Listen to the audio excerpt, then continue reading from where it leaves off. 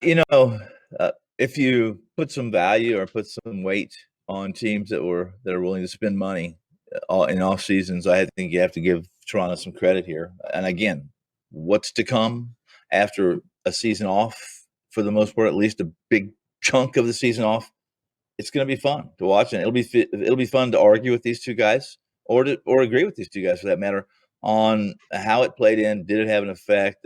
Was it just in a season that was invisible? But this Toronto Blue Jays spent some money, and if you go jump back to last season, I think it's fair that, or at least I think we should give Charlie Montoya some credit here and how he navigated that season. That went from them having to play 13 games, the first 13 games on the road because Buffalo wasn't ready.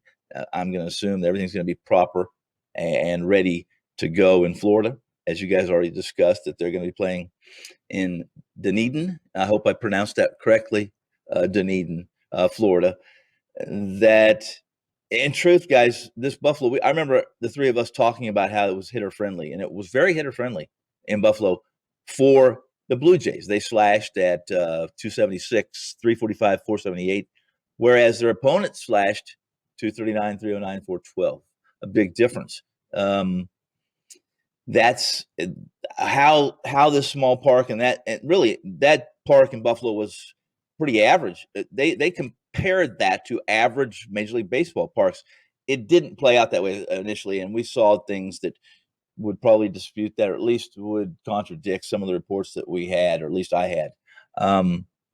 The offense improved last year. They really did. If you want to put any credence in that 60 game, it did improve. They have some young players. The pitching staff did not. And oddly enough, in this situation, their pitching staff enjoyed pitching in Buffalo where the opponents didn't. So how are we going to despite? How are we going to assess and evaluate the need and what is going to be another funky season, at least initially, for this Toronto team?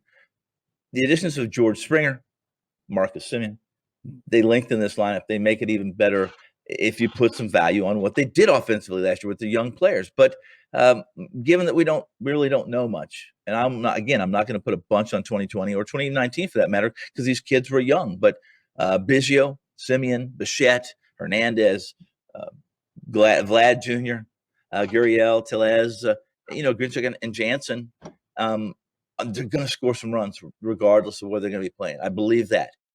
But and pitching only takes you so far, but it takes you somewhere. And I just can't buy into Rue, Steven Matz, Tanner Rourke, Ross Stripling, and Zook as their first five, and Romano as the closer. A lot of people optimistic, encouraged, believe that this team has tremendous upside. I think they're still a couple of years away. They've got to improve the pitching, and the young hitters have to mature. I'm going under season total for Toronto.